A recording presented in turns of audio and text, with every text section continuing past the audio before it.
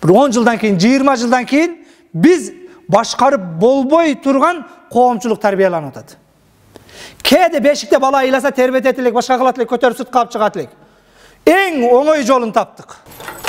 Олтуруп тур деп ушу карматасын, Кудайдын кудурети 6 айлыктан жокорагын бардыгын мына ушул тарбиялап атат. Ушул алаксызып атат. Бүгүн ненке керек болбой калды. Ушуну карматып эдинсасын салып койсоң, маселе чечилет. Бирок бул жерден ал TikTok'унан, Instagram'dan, YouTube'унан нелерди көрүп атат. Туура мультфильм көрсө болот, кино көрсө болот. Бирок ошол кинону ким тартып берип атат? Баланын келечегине күйгөн, эртеңине күйгөн бир мусулман ата катары, үммөт катары бир даават нерселерди көрүп атабы? Же болбосо мына ошол эң эле жөнөкөй жанагы Маша деген мультфильмди айтышта. Эң баланын психологиясына, тарбиясына терс таасирин тийгизет деп. Ал Машаны көргөн бала кыз, болбосо ал Машада бир уяттуу башка эч нерсе жок. Жөн эле жанагы бет тартып кыздын ролун чагылдырып койгон. Бирок ошону көрүп олтуруп, кээ бир китептер бар. 3 жаштан кийин кеч, 7 жаштан кийин кеч деген.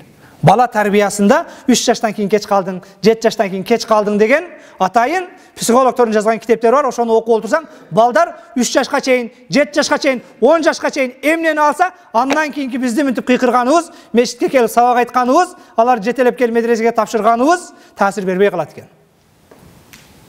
Мына азыр медреселер кабыл алууну башканы баштады. Мага да ата-энелер балдарын алып келет. Көпчүлүк ата-эненин алып келгени телефон бербейсиңер дейт. Бербейбиз десең сүйүнүп кетет. Балам бул жер Абдушкур Ажы медресеси экен. Абдушкур устаздай алым болсун, илимдүү болсун деп алып келгендер бар. Бирок азчылыкты түзөт. Көпчүлүгү балам переходный возрастта. Балам атасын укпай калды. Мени укпай калды. Şu эптеп досторунан ажыратпасам болбой калды. Бул коомчулуктан алып каяка чыгабыз? Бул үйүнө медресе бейиш эмес, бөлүп башка киргизип бергидей. Тилекке каршы алым болсун, молда болсун, устаз болсун деп эмес, эптеп телефондон алыстаса болду. 2 жыл ушул жерде достор мектеп бүткөнгө чейин алаксып турса болду деген ушундай ата-энелер бар. Көпчүлүгү не үчүн медресеге берип атасыз? Балаңыз юрист боло турган, милиция боло турган бир фигурасы келишкен, улуттук гвардияда, Кыргыздын армиясында служба кыла турган бала экен десең, жок устаз дейт. Башкара албай калды, эптеп ушу силерде туруп турсун дейт. Элибизге Чубак Ажы деген ушинтип 10 жылда кылымдын дааватын, кылымдын сабагын, тарбиясын берип кетти. Ошондой тарбиячы болсун дебестен, эптепселерде туруп турсун, переходный возраст, башкара албай калдым, эптей албай калдым дейт. Конечно, башкара албай каласың, эптей албай каласың, 6 айлыгында, 7 айлыгында. Бүгүн башкара албай калган балдар кечээ телефон көрдү. Бирок мен айтканым жана 15 жылдан кийин бүгүн мына 6 айлыкта телефон кармап аткандарды башкарып көргүлө кыйын болсоңор. Эң оң тарбиянын оңой жолун таап алдык, алаксыздын оңой жолун таап алдык. Эдинсас түгөсө эдинсас алып берип коесуң, ыйлап калса карматып коесуң. Бар үйгө конок келди, мен сүйлөшүп турам, наркы үйгө чыккыла деп телефонду берсең, патрап чыгып кетет биринин аркасынан биричи.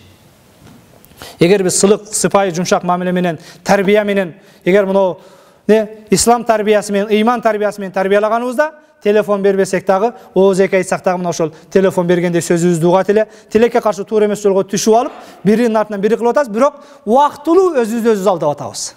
Убактылуу конок кеткенге чейин балаң тынч олтурат. Убактылуу бир сериалың бүткөнгө чейин тынч олтурат. Убактылуу нан жапканга чейин олтуруп турушу мүмкүн.